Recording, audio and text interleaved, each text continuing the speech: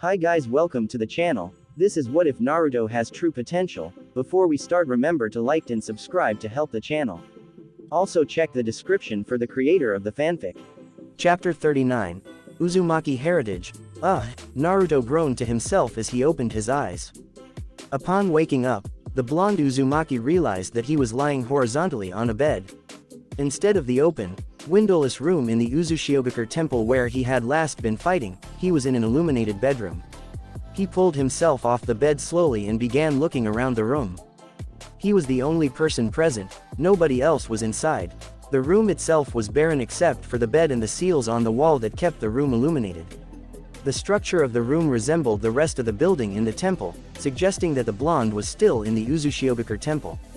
There was a window present in the room that revealed the full moon and nearby stars in the sky, revealing to Naruto that it was nighttime. Where am I? He questioned to himself. Where's Tayuyane and Karen? And what happened to the old guy? Naruto, still sore from his last fight, walked slowly towards the door in the room.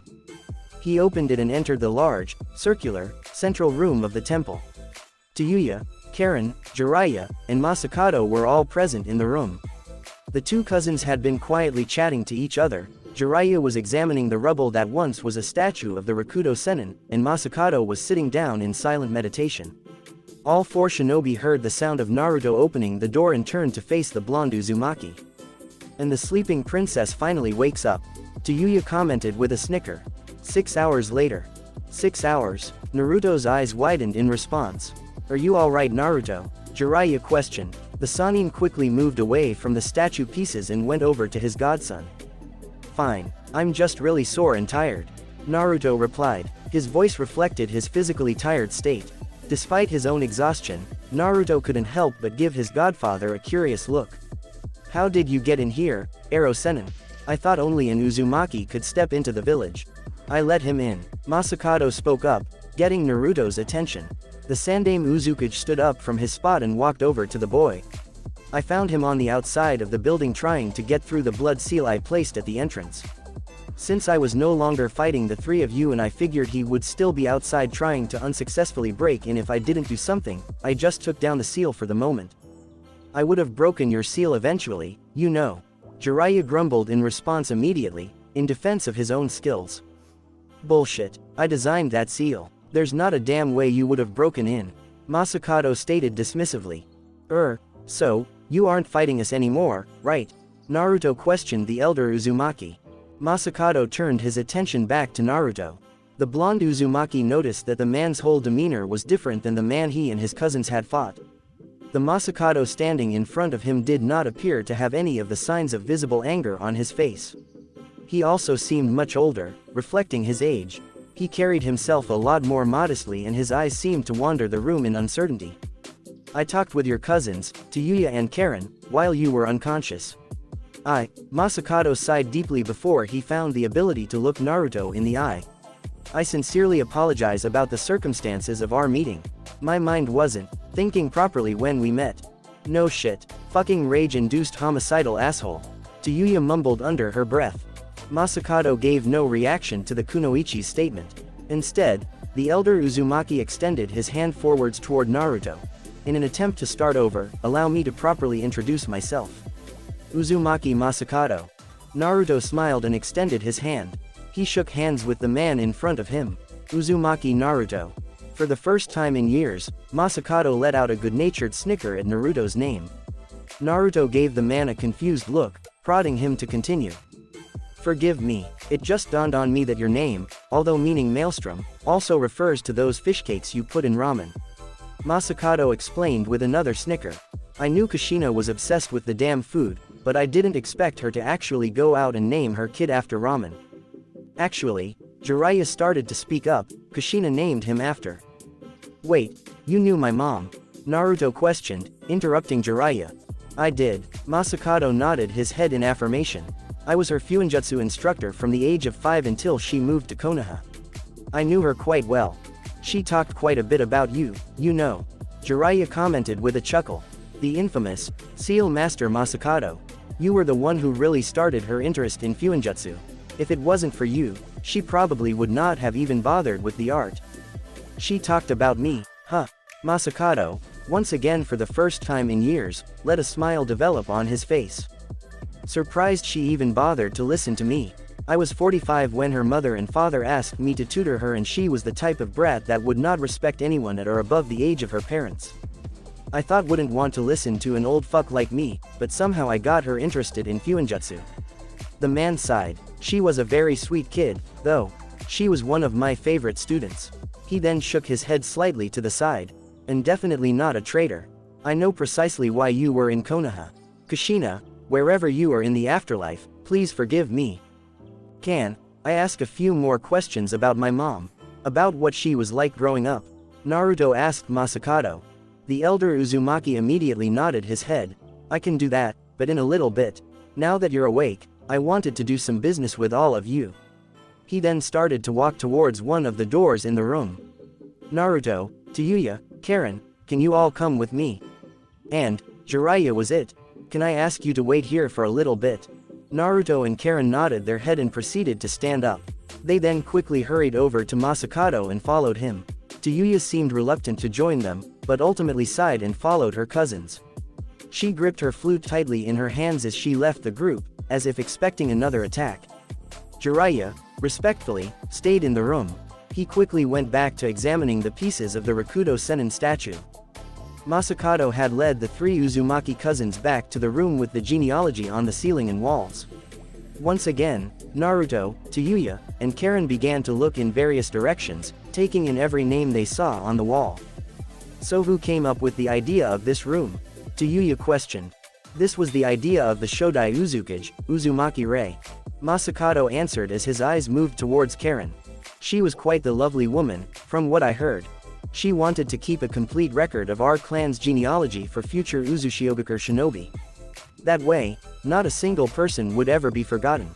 All Uzumaki would live forever and would be remembered within this room. It was the duty of the Uzukage to keep it up to date and record all births, weddings, and deaths of every shinobi in the village on these walls. Masakado then walked forward to the wall. And, judging by your presence here, I have 3 more names to add to the wall. Naruto, Tayuya, and Karen looked at the man in surprise as he pulled out a pen and walked over to the wall to Kushina's name. He then looked over back to Naruto. Do you know what your father's name? I know he probably wasn't an Uzumaki, but he should probably be up on the wall. The Sandame Uzukage questioned. Namikaze Minato. Naruto answered after a moment as a smile on his face. Masakado's eyes widened at the name. Despite shutting himself away from the outside world in Uzushiogakure since the invasion, he was not completely unaware of the events that happened in the elemental nations. He recognized Namikaze Minato's name instantly and chuckled. Hey, he's on a small list of non-Uzumaki shinobi whose skill with Fuinjutsu I respect. I'm not surprised Kushina was attracted to a seal master. The Sandame Uzukage noted. The man quickly wrote Minato's name on the wall. He then connected him to Kushina and wrote the name of Uzumaki Naruto underneath. He then turned to face Tayuya, giving her a look. She grumbled under her breath for a moment before relenting the names. My parents were Uzumaki Arashi and Uzumaki Amy. She answered. My father was Naruto's mother's cousin. I knew that. I knew your parents as well. Your mother was quite the polite young woman, but your father was fucking obnoxious. But I guess he was a good kid through and through. Masakado chuckled as he walked over to their names. His eyes then widened at a realization. Wait, how old are you? And are you an only child? 14. And no. Tayuya answered. She gave the man a look of confusion. What does that have to do anything? I knew your parents before the invasion of the village. They were both 16 and both were already married. Masakado closed his eyes as he did some mental math in his head. He then gave Tayuya a surprised look. Your parents were pretty fucking old when they finally decided to have you. Did they make some commitment not to fuck for the first 15 years of marriage? How the hell would I know that? I don't want to talk or think about my parents' sex lives, damn it. Tayuya hissed quickly. Her face was bright red in embarrassment at the thought. Unlike her, Masakado was able to push the thought aside. He proceeded to write, Uzumaki Tayuya, underneath the names of her parents. His attention then moved to the third Uzumaki cousin. He made a gesture, prodding her to name her parents. Karen, in response, sighed. I actually don't know who my parents were. I was an orphan in Kusa. Karen answered with a frown on her face. You can just put my name in a corner or something, or do nothing. I don't have to have a place on the wall. All Uzumakis have a place on the wall. The Sandaime Uzukage dismissed her suggestion immediately. He then moved over to a separate section of the wall and began to examine names. A few seconds passed by before his eyes moved back to look at Karen. During our battle, I noticed you heal to Yuya by allowing her to bite into your skin. That's a very unique quality your life force has that not every Uzumaki possesses. Only the line of the Uzumaki Ray had that ability. Karen's eyes widened at the statement. You think I'm related to the Shodai Uzukage? Not think. If your life force has that quality, then you are. Masakado replied with a shrug as his eye moved to Uzumaki Rei's name on the wall. He then moved downward. She had 2 daughters. One of them died early in her life, unmarried. The other married and had 1 kid. He moved down the genealogy to another set of names. This one also married and had 2 more children, a son and a girl. Those 2 were in my generation and I knew them both well. The son, unfortunately, died on a mission and didn't father any children. The daughter, a girl named Uzumaki Keiko, however, did marry and had a son just a few days before the invasion. I actually met her son a few times before the invasion and I recall him having poor vision and needing glasses. Masakado pointed to a new name. Karen walked forward slowly and looked at the name. Uzumaki Hiro, she mumbled. Her eyes moved to Masakado as she gave him a pleading look. Was he, my father? Logically, he has to be. Masakado replied with a chuckle. He was a good kid. All of your parents were good kids. A frown then crept onto his face as he let out a sigh. They didn't deserve to die as young as they all did. You're the fakest piece of shit I've ever met. Yuya declared. The former Sound 4 member walked forward to the Sandaime Uzukage and pointed her flute directly at the man, as if it was a kunai. Masakado had no reaction to her comment. He simply gave her a confused look. Just a few fucking hours ago, our parents were traitors to you and you were trying to kill us. Now, just because you fucking taught Naruto's mom when she was a kid, you're mourning their deaths. You're claiming them to be good people now. Just after spitting on their legacies. Yuya spat on the ground directly at Masakado's feet. You disgust me, old man. Yuya, Naruto called out with a frown on his face. He walked forward to the 2 and attempted to step in between them. Enough. Bah, the kunoichi scoffed. Within seconds, Yuya turned around and stormed out of the room, slamming the wooden door shut. Naruto immediately rushed after the girl, shouting her name. Karen and Masakado were left in the room alone. Karen looked in concern at Masakado, who had a blank look on his face. Don't think too much about what she says, Masakado. Karen informed him. Yuya's the type to hold grudges and anger easily. She doesn't really mean anything. I really don't mind it. It's the truth after all. Masakado interrupted the Kusa Kunoichi with a sigh. He then walked over to the door and opened it. That's all I really had to do at the moment with you all. You should probably go and find your cousins. With those words, Masakado left the room. Karen, left alone, quickly left the room. She then began to look for Naruto and Yuya. Yuya nay, wait, Naruto called out to her. The blonde Uzumaki followed Yuya out of the temple and into the ruined city of Uzushiogakure. The flute-playing kunoichi didn't appear to have a particular direction she was going in, she was just trying to get away. She gave no response to Naruto's shouting. That, however, did not stop Naruto. Yuya, he yelled out her name again. The Konoha shinobi proceeded to walk faster in his approach towards Yuya. He was now starting to catch up to her. Just as he was about to reach her, however, the girl proceeded to turn around and face him directly. A scowl was on her face as she pointed her index finger directly at him. What the fuck do you want me to do, Naruto? You want me to just bend over and forgive him because he apologized and doesn't want to fight? Fuck that, she hissed. He just tried to kill us, tried to kill you for fuck's sake. All of it was under the premise that our parents were all traitorous scum. He didn't mean it, he just admitted that our parents weren't. Naruto explained. His mind was just. I don't care what his mind was like or what he was thinking about. That doesn't change what he said and what he did. I know my parents weren't traitors and he spat on their legacy. Yuya continued to yell. He did the same thing to your mother, the person he taught and knew so well too, you know. I don't know why you aren't at all offended by his bullshit, but I sure as hell am. Naruto opened his mouth but was interrupted by Yuya, who brought her index finger closer to Naruto's face. No, Don't try to defend him. I'm tired of hearing his excuses and excuses for him. He went on and on about this shit when you were unconscious. It was bullshit then and it still is now. She rolled her eyes. Seriously, give me one good reason why I should bother him. Tell me why I should even put up with his crap. Naruto's mind was running rampant as he tried to think of a reason to give to Tayuya. This caused him to wonder his own personal feelings towards Masakado.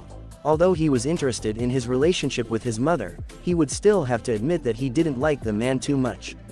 He was still pretty rude, said very nasty things before their fight, and did try to kill them, as Tayuya had said. If it wasn't for the Kyuubi, Naruto would probably have been killed by him. What was stopping Naruto from hating the man the same way Tayuya hated him? The answer came relatively quickly to his mind. When I was fighting him, just before I fell unconscious, I said something that caused him to stop fighting. I don't really remember what I said or know why it stopped him, but he started to cry. Naruto recalled to his cousin. I remember. Tayuya nodded her head. Your point, though. We know what that scroll that Karen had found said. He was supposed to invent a seal to protect Uzushiogakure from the invasion, but he wasn't able to do it and the village was destroyed. His family and the village that was elected to protect had all died in front of him. And he could trace all of the blame back to himself. I really don't know how anybody would be able to handle that. I know I couldn't, Naruto commented with a sigh. His mind obviously couldn't handle it either. His mind was filled with nothing but built-in anger and self-hatred that he took out on the only thing in front of him at the time, which was us. I really don't think he would normally do that. And I understand all of that. I understand why he would have gone insane and shit. Tayuya acknowledged. Still, she was giving Naruto the same questioning the look. But why should that excuse his actions? His mind is clearly in a better place. The Uzumaki declared. He regrets what he did and has admitted that he messed up. At this point, there is nothing we can do but forgive him. He can be sorry all he wants. I don't give a shit. Tayuya rolled her eyes. I'm not the forgiving type. But you should be. Everybody should be. Naruto informed him sharply. What if I didn't forgive you? For all the work you did with Orochimaru? Tayuya's eyes widened in response at Naruto's comment. The two had not discussed Orochimaru much since their initial conversation in the jail cell at Konoha. The former Sound 4 member recalled Naruto's relationship with Mitarashi Anko, Orochimaru's former student, and remembered that Naruto had been attacked by the deceased Sannin. He had plenty of reasons to hate Orochimaru's existence, and by association, hers. Hesitantly, Tayuya brought her index finger down from in front of Naruto's face. She brought her hands together and started to look anxious. Why did you forgive me, then? Why don't you hate me? She asked quietly. Because you have every right to hate my fucking guts. And I would if I were in your shoes. 2 reasons. 1, because I don't want to hate anybody. Naruto admitted plainly. When you hate somebody, you become someone like Masakado was when he attacked us. It's a consuming emotion. You don't think straight. You just focus on your hate and it makes you somebody who you are not. I want to avoid hating anybody that I think has some good in them. A small frown developed on Naruto's face. I used to hate Iwa Shinobi for all of the things they did to Konoha during the Third Shinobi War, but once I met a few Iwa Shinobi on a mission, I realized that they were people like me that suffered then during the war at Konoha's hand. It made me realize that hate only clouds people's minds. I only thought of them as if they were demons, but it turns out, they were no different than me. The second reason, Tayuya questioned, because you aren't a bad person. Naruto informed her with a smile. Tayuya's eyes widened at that answer. You may have been working for Orochimaru, but you were just trying to find more members of the Uzumaki clan. It may not make it easy to forget things you've done, but it shows that you aren't a bad person and that you deserve a second chance. You're my cousin, Tayuya ne. Naruto's face smile dropped slightly as he gave her a serious look. And Masakado is family to us as well. And I know he's not a bad person and I know you that too. For the same reasons that I can't hate you, I can't hate him. I don't think I'm able to share those feelings. Tayuya mumbled in response. I'm not you, Naruto. I'm not a forgiving person. The blonde Uzumaki shook his head. You don't have to be me. You just need to understand where Masakado was coming from. I don't think you have to fully forgive him. Just don't hate him for what he's done and try to move on from there. Tayuya remained silent as she processed Naruto's words. She turned away from him and began to stare into the night sky in deep thought. Naruto stayed by her side, but remained quiet while she thought to herself. Naruto. Tayuya. While Tayuya didn't seem to pay attention, Naruto turned his head towards the sound of the voice. Karen was running over towards them. The girl breathed heavily once she finally arrived at their location, but then gave her cousins a concerned look. Is everything okay? She questioned. Naruto shrugged in response. He and Karen turned to face Tayuya, who was still staring into the sky. Roughly a minute passed before she finally turned her head back towards her cousins. A small smile graced her lips. I'm fine. Just need to think, she replied. We should probably head back to the temple, huh? With that suggestion, the three Uzumaki cousins started to walk back towards the temple. Naruto and Karen chatted to each other about various topics. Tayuya listened half-heartedly, but her mind was still focused on Naruto's words to her about Masakado and herself. Move on, huh? Tayuya mentally repeated the words. Masakado had returned to the large, open room in the Uzushiogakure temple. Jiraiya was still there, examining the statue. The Sandaime Uzukage didn't pay much attention to him and simply sat down in meditation. A few seconds of silence passed before Jiraiya finally stopped his investigation and turned his head towards Masakado. The Sannin seemed to notice tension on the Uzumaki's face. You want to talk? He questioned. Contrary to popular belief, I'm not a bad guy. I can listen if you have something you want to rant about. Talk, rant, Masakado scoffed. I'm a 77-year-old man who has spent the last 27 years of my life with my only conversational partners being moles. I don't really consider myself as somebody good at talking. Well then, do you mind if I talk to you and ask some questions? Jiraiya asked out of curiosity. Masakado gave no verbal response, which the Sannin took as his permission to question him. Why did you never leave Uzushiogakure? Why didn't you let anybody know you were still alive? Who would I have let known? I guarantee I would have had Kumo, Kiri, and Iwa on my ass trying to kill me if they knew I survived the invasion. Masakado scoffed. I suppose I could have informed someone in Konoha, like Sarutobi Hiruzen, but I didn't care to say anything. I'm still pissed that he didn't send anybody to help Uzushio. We found out about the invasion too late. Jiraiya stated quickly. I realize that, having said that, it doesn't change my feelings. I'm still pissed that you all couldn't do anything. The Sandaime Uzukage replied with a scowl. But I suppose the main reason I didn't do anything was because I've been working non-stop on a seal that would fix everything. A seal? Jiraiya questioned. How familiar are you with the concept of time travel? Masakado questioned. Jiraiya gave Masakado a confused look at the question. Time travel was a concept that many scientists and seal masters have tried to study. The idea of going back in time to fix mistakes was something that could appeal to nearly every person. Even Jiraiya would have to admit that was something he had considered looking into. However, every attempt by anybody to research time travel proved fruitless. Time travel appeared to be something only capable in fiction, not in reality.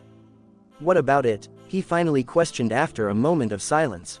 I've tried to accomplish time travel now for the past 25 years. Masakado admitted with a frown. I've obtained all possible notes and research on space-time and have tried to design a seal that would be able to take me back in time to the day of the invasion, and allow me the chance to fix everything and to save my people.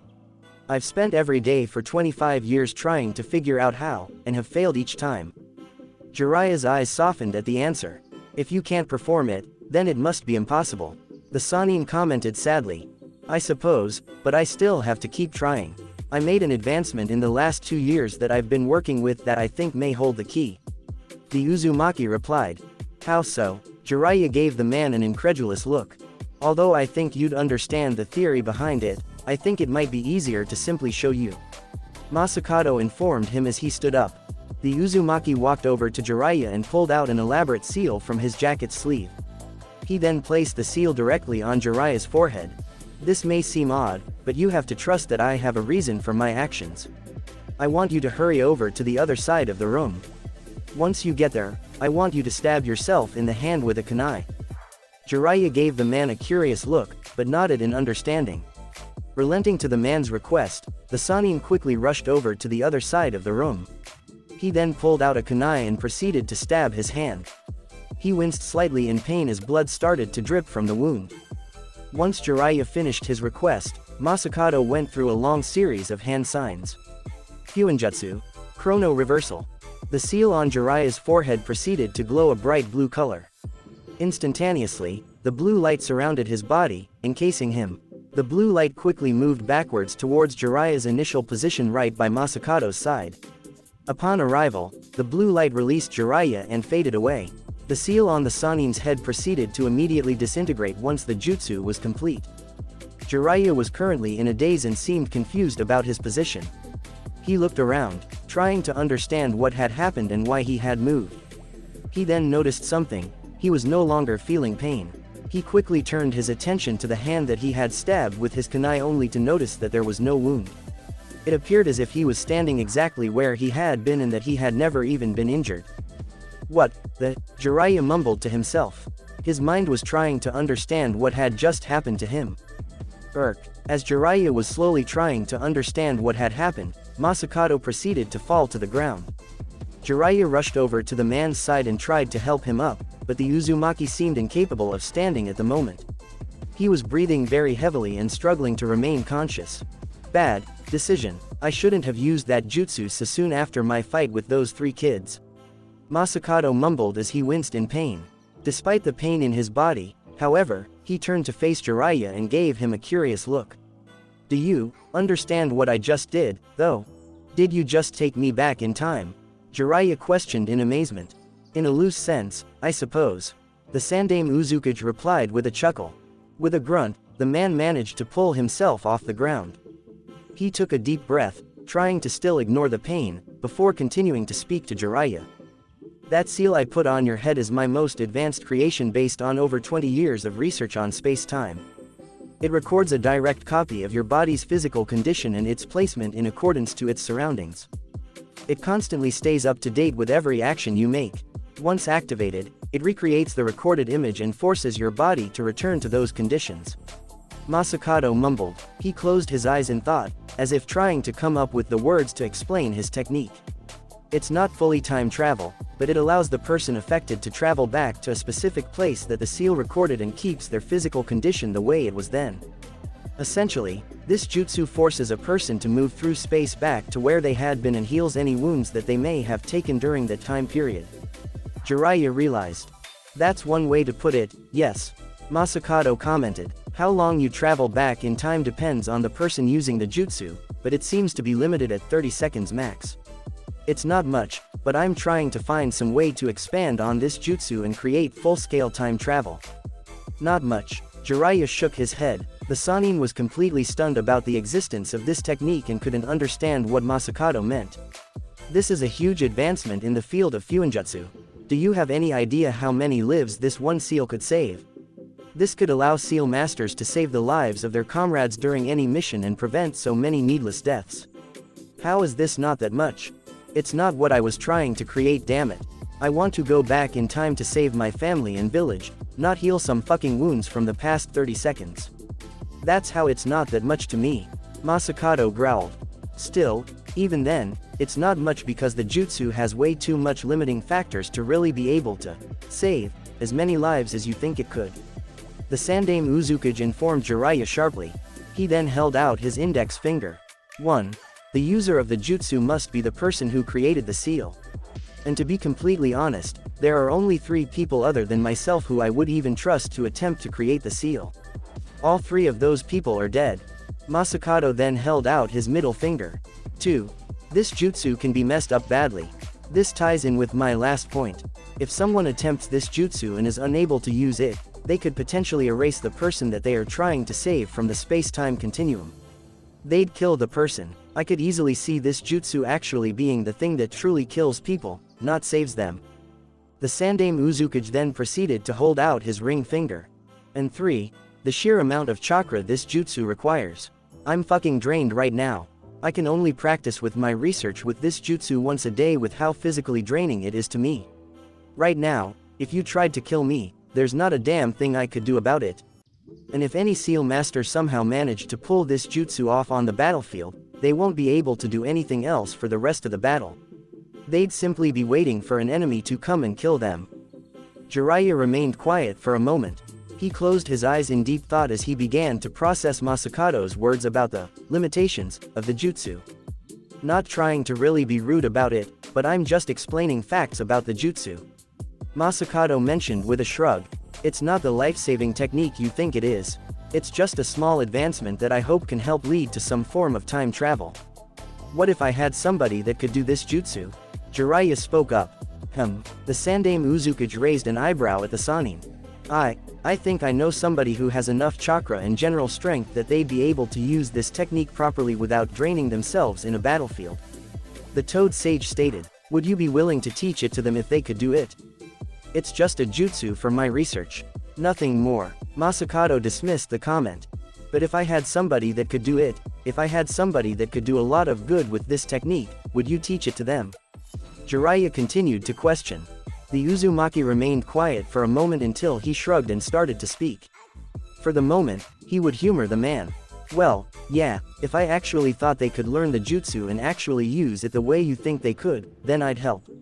But, again, we're talking hypotheticals. I doubt this person has as much chakra as you're talking about, but assuming they did, are they that skilled at fuinjutsu to pull it off?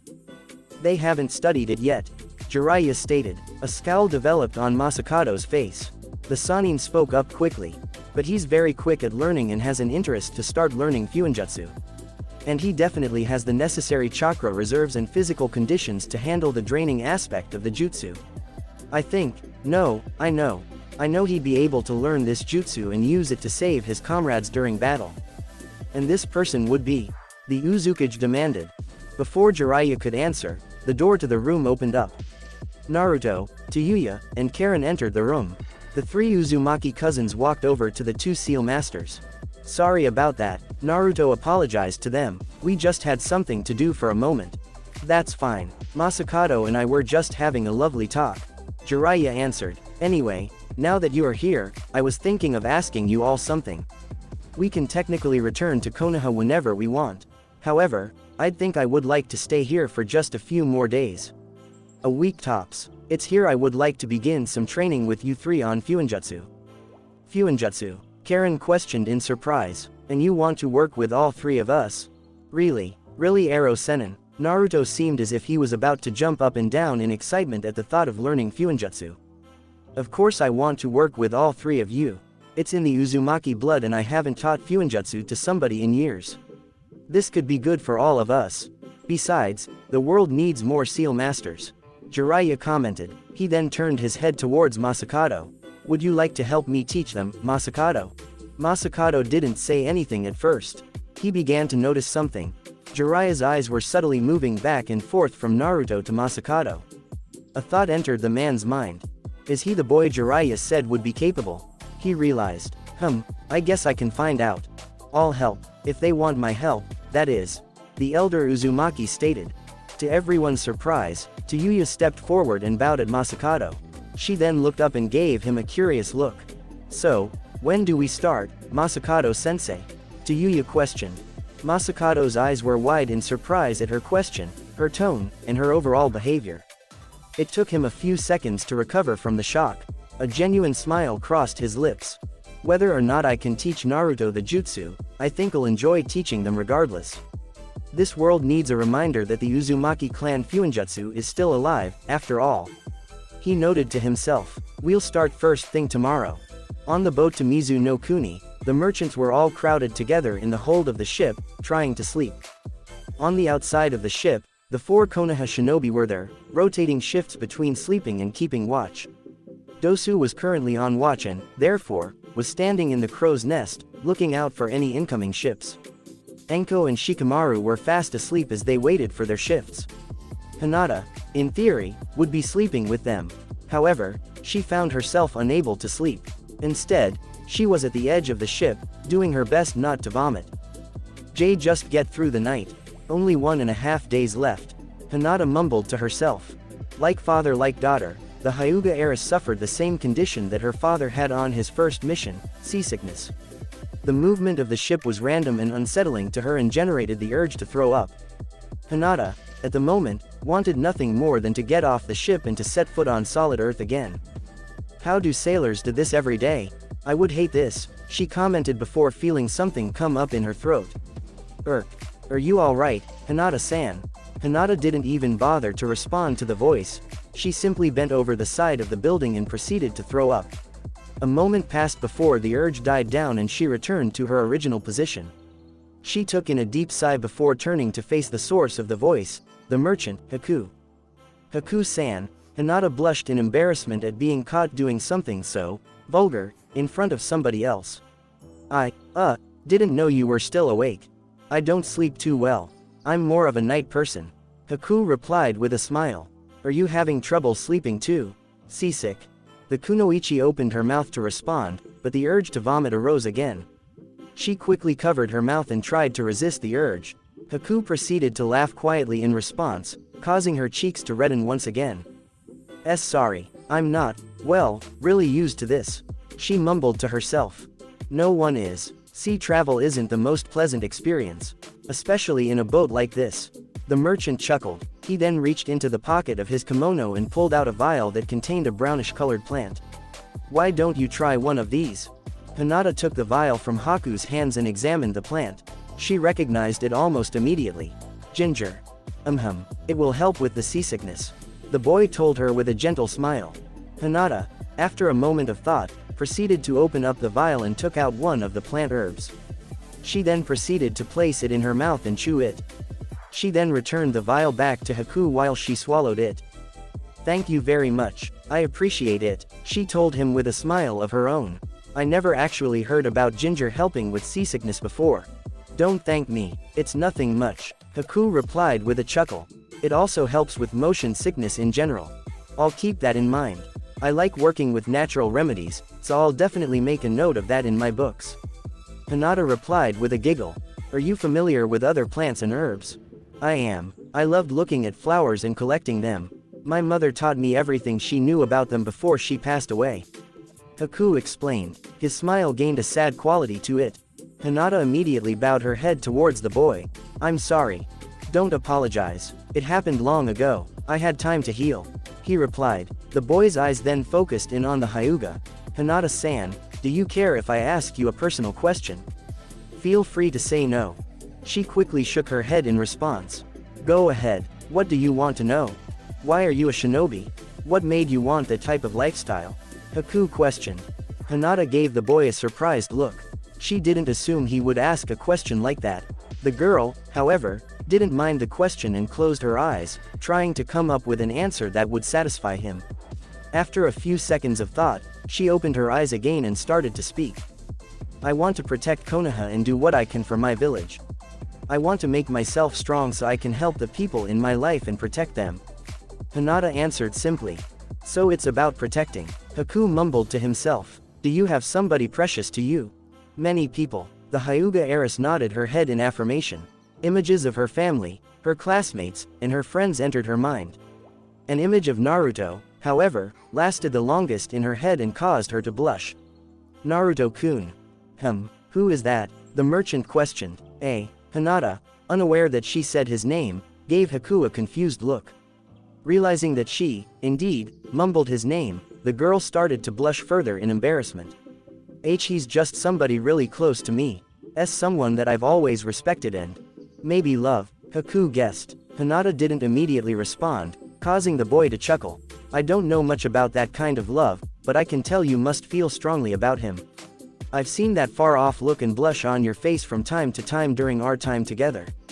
You think about him a lot, don't you? I do, Hinata admitted with a sigh.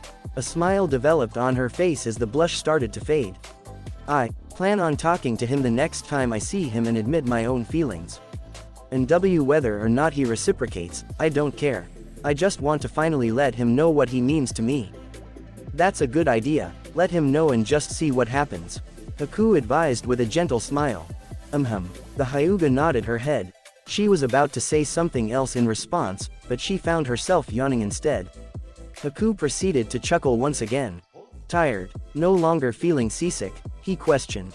Yeah, I am, and, honestly, I'm starting to feel a little better. Hinata commented with a smile. Thank you so much for the ginger, Haku-san. And for the talk, I really enjoyed it. Don't think anything of it.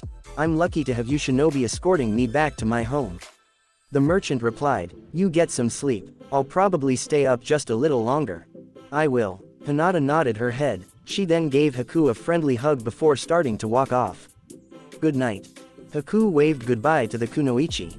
When he noticed that she was gone and had returned to her quarters next to Anko and Shikamaru, the merchant sighed. He then looked out towards the sea with a sad smile on his face. I hope everything works out for you, Hinata-san, and that you can make it home in one piece to tell him how you feel. Haku mentally sighed. Hopefully everything works out for all of us in these next few days. Zabuza-sama, I'll be there soon. Stay safe. As soon as daylight hit the ruined village of Uzushiogakure, Naruto, Tayuya, and Karen were forced awake by Jiraiya and Masakado. The three Uzumaki cousins were yawning and appeared annoyed as the two seal masters rushed them out of the temple. The group then proceeded to sit down on the ground as they began their lesson. So, you all know the basics about Fuinjutsu, correct? What its use is and the general principles about how it works? Masakado questioned. Basically, you use a mixture of ink and chakra to create a particular seal on paper. Tayuya answered with a yawn. This can be used for different shit, but the main things are sealing objects, unseal objects, and restrict movement of some sort. For the most part, correct.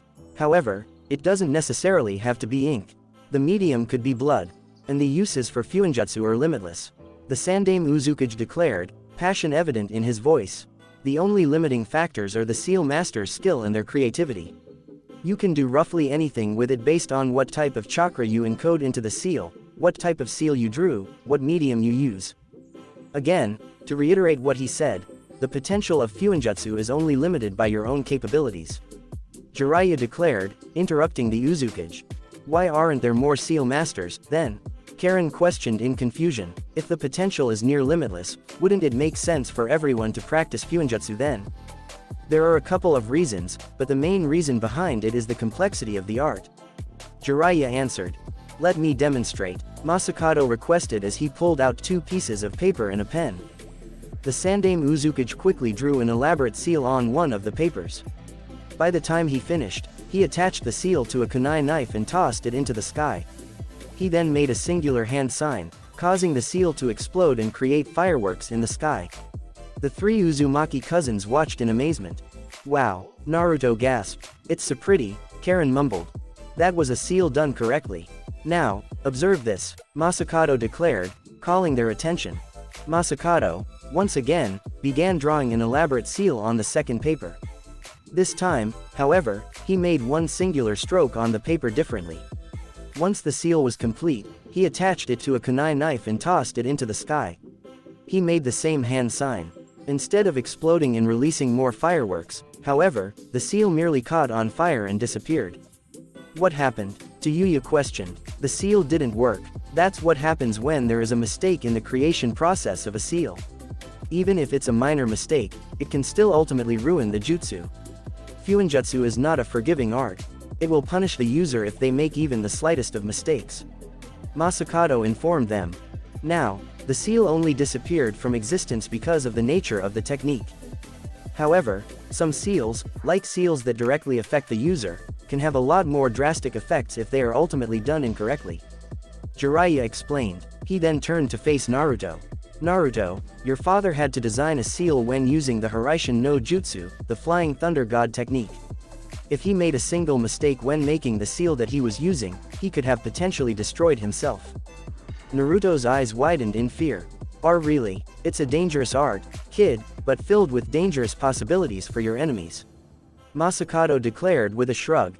But I hope that helps you all understand how important it is to do things right with Fuinjutsu. It will help explain the first step to learning Fuinjutsu. Jiraiya and Masakado both pulled out 3 scrolls and handed them to the 3 Uzumaki cousins. They then handed them separate ink pens. Once each Uzumaki had their tools, Masakado pulled out a 4th scroll and laid it out in front of them. Written on the scroll were various kanji, ranging from kanji of the natural elements to kanji that represented abstract concepts, like time or health. Altogether, there were 20 different symbols on the scroll. To figure out where to start, though, we're going to see how your penmanship is. I want you all to copy these kanji perfectly onto your scrolls. Masakado informed them. This is a test to see how precise your penmanship and your brush strokes. It's the simplest task involved, but it's also the easiest thing to fuck up. And, if you truly intend to add fuinjutsu to your repertoire, you can't afford to fuck up when designing your seals. Easy. Tayuya rolled her eyes. Any random person can write properly. This won't be hard at all. Oh, Masakado raised one of his eyebrows. Alright, start copying. You have 30 seconds. 30 seconds, Naruto shouted loudly. 29, 28, the Sandaime Uzukage continued to count. Frantically, the three Uzumaki cousins began to copy down the kanji onto their own scrolls. Masakado proceeded to count down from 30 to 1. By the time he finished, the three Uzumakis were still writing. Stop. That's all the time you had. He ordered. Jiraiya, how did they do? Jiraiya quickly rushed over and took the scrolls away from the Uzumaki cousins. He then started to examine them. A frown developed on his face. None of them finished. Karen wrote 16 kanji, Naruto managed 12, and Tayuya just hit 10. Having said that, not all of the kanji were done correct. I can see brushstrokes that were missed and Tayuya forgot a complete radical in the kanji for time. He answered. Masakado took the scrolls and examined them himself. He brought the palm of his left hand to his face and sighed upon seeing the results. This is going to take a while, it seems. He grumbled. What was the point of a time limit? Karen questioned. Yeah, what the fuck? Tayuya hissed. Do you really think that if you try and draw a seal on the battlefield that an enemy shinobi will simply wait and let you draw your seal undisturbed? Fuck no. Masakado rolled his eyes. If you want to even dare consider yourself a student of fuinjutsu, you need to be able to produce a seal instantly on command. If you can't do that, then forget about using this type of jutsu in battle. Period. Tayuya grumbled in response, but did not backtalk him. Shi, Naruto, and Karen seemed to accept his answer. A few seconds passed before Naruto opened his mouth. So, can we practice again? He requested. Masakado gave no verbal reply. Instead, he responded by returning their scrolls to them. Naruto, Tayuya, and Karen began practicing again right away and the timer was started once more. Alright, that's enough for now. Jiraiya spoke up. The group had spent 6 straight hours of practicing speed writing different kanji. It was a tedious session, but the quality was improving. Naruto, Tayuya, and Karen proved to be capable of drawing 20 unique kanji in 30 seconds quite well. The quality of their writing still needed to be improved, but they were getting the speed down. That was a step in the right direction, so far. We'll get back to work on improving the quality of your strokes in a little bit, but for now, I want to start working on another concept. Masakado informed them. The Sandaime Uzukage proceeded to lead the group back towards the temple. They remained outside, standing just by the front doors. Upon arrival, Masakado pulled out 3 slips of sealing paper and handed it to Naruto, Tayuya, and Karen. We practiced, in a very general form, the idea of writing and creating seals at a rapid rate. Now, I'd like to start practicing on the other general idea that is required for fuinjutsu, sealing your chakra inside them. Masakado informed them.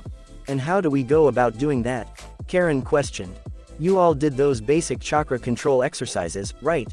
Balancing the leaf on your forehead, walking up trees, etc. All that basic stuff, Jiraiya asked. The 3 Uzumaki cousins nodded. It's a very similar to that.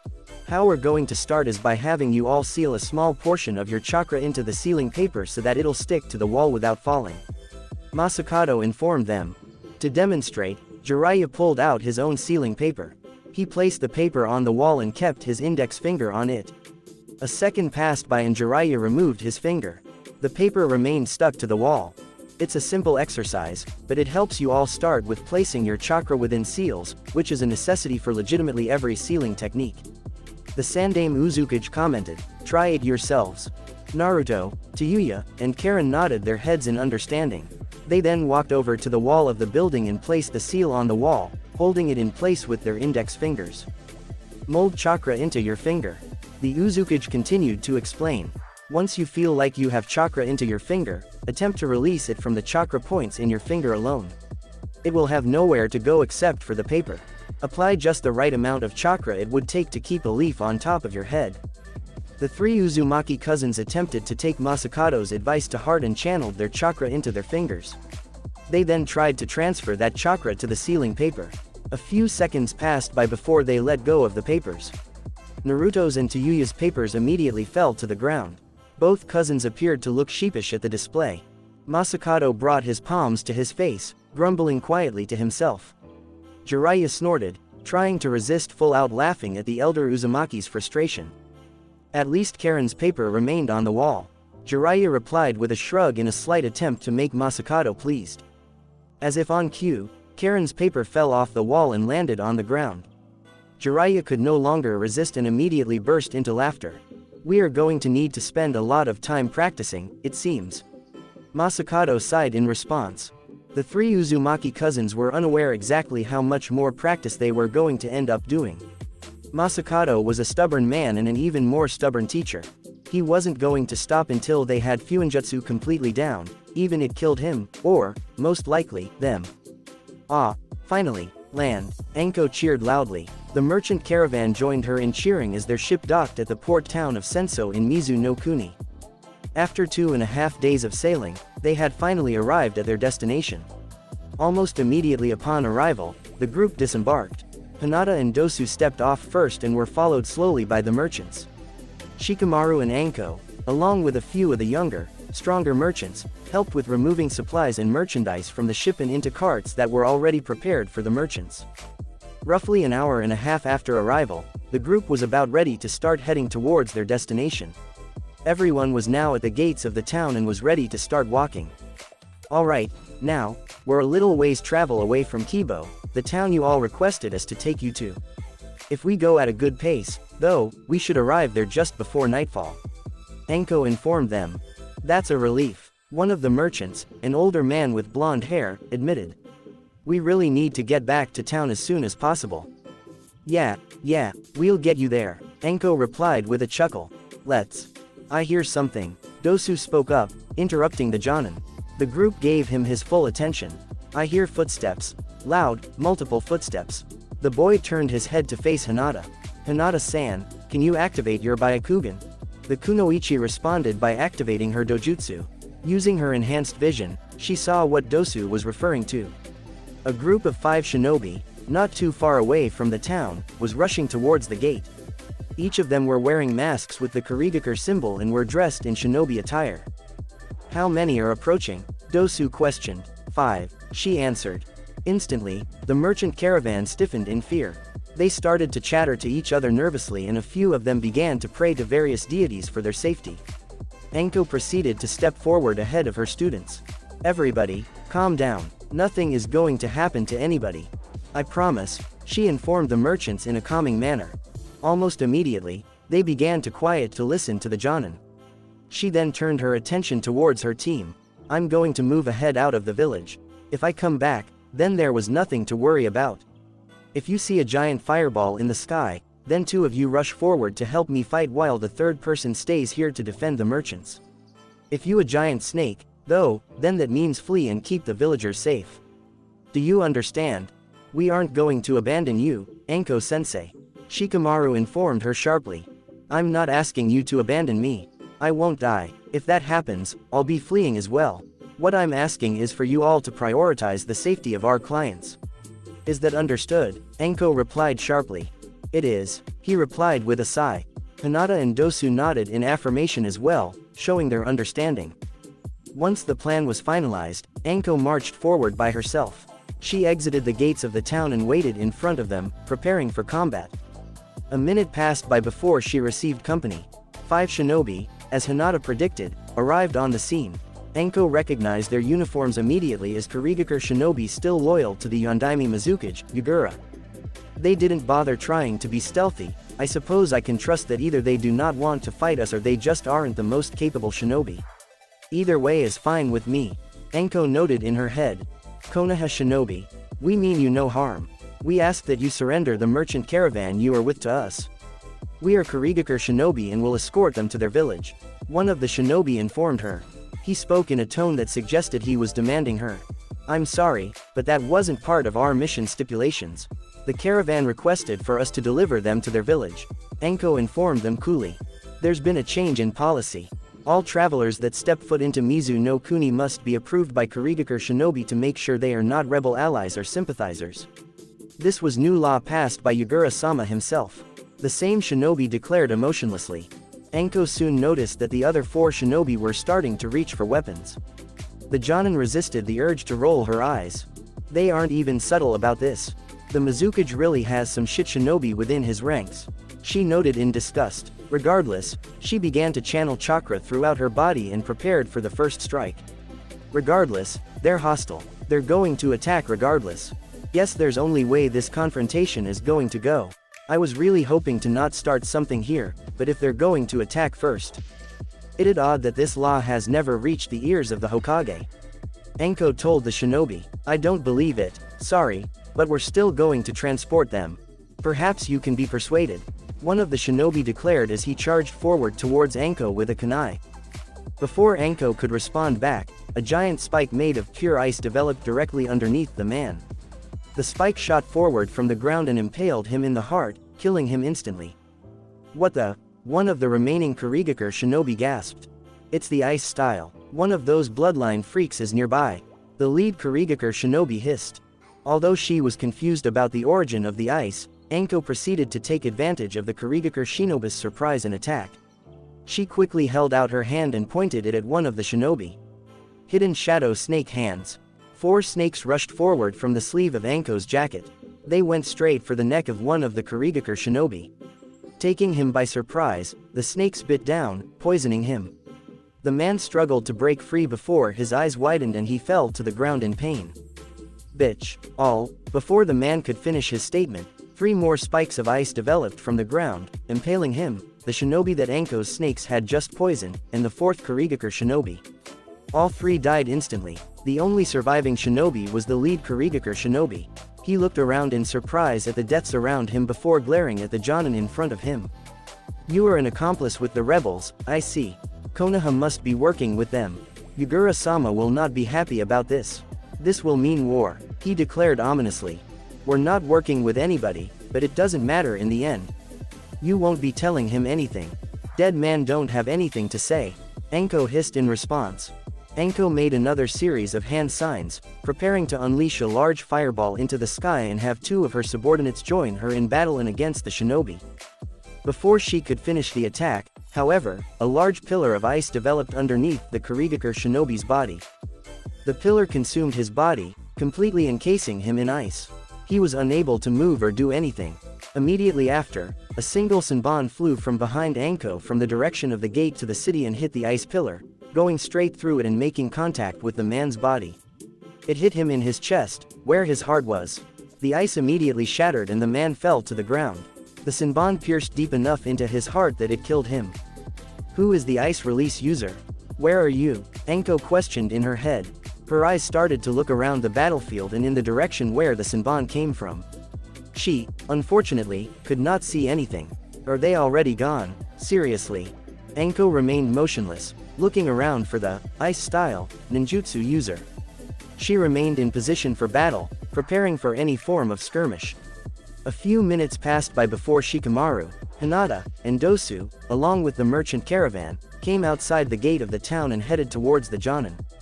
Anko Taiko, is everything alright? Dosu questioned. I'm fine, she grumbled in response. She then looked towards Hinata. You had her Byakugan still active, right? So you saw what happened with the ice? The Hyuga nodded in her affirmation. Where was the person? Did you see them? As soon as it appeared you were about to engage them, the person appeared from hiding. I saw them attack and then disappear when the last shinobi died. Hinata admitted with a frown. I don't know where they went though. They just seemed to disappear. Getting away from the Byakugan? In a way that Hinata has absolutely no idea where they went to. That should be impossible, Anko nearly screamed. Anko-san, is everything okay? Anko was pulled out of her thoughts by the questions of one of the merchants. The entire caravan was looking at her with concern on their faces. The Jonin quickly nodded her head. I'm fine, yes, the men are gone. We'll keep an eye out for more during our trip to Kibo. She told the merchants. Although, I need to know something. You all promised me this and you all promised the Hokage this, but I need to make sure. Are any of you affiliated in some way with either the rebels of Kurigakure or the Mizukage's army? No, one of the merchants quickly shook her head. Choosing a side in the conflict is suicide. The other side would simply kill you if they thought you were against them. No, none of us have any affiliation. I promise that, another merchant stated. After hearing a variety of reasons why each merchant was not working with either side in the civil war, Enko finally heard enough. She held out her hand, signaling for the merchants to stop talking. "I believe you all. I believe you," she told them. "It seems, though, that the Mizukage may suspect something, though. We all need to be careful. We're going to increase to the village and try and get there as quickly as possible. I don't want to risk anything happening. Is that fine with everybody?" The merchants were quiet for a moment. A few seconds passed by before one, Haku, stood forward and nodded his head. "We're willing to follow your request, Enko-san. Just lead us to our village as fast and safely as possible," he told her with a smile. "Then it is settled," Enko commented as she started to walk forward. "Let's get on our way then. Keep up the pace with me." With those words, the group began their march forward toward the village of Kibo. Enko marched at the front of the caravan, Hinata and Shikamaru to the side, and Dosu in the rear. All of them were on the lookout for any possible attacker, whether they were working for the Mizukage or for the rebels. The group was in a dangerous territory now. They needed to be careful with every step they took. Thanks for listening. If you want the next part of this video, be sure to like, subscribe and comment and hit that bell notification. See you next time.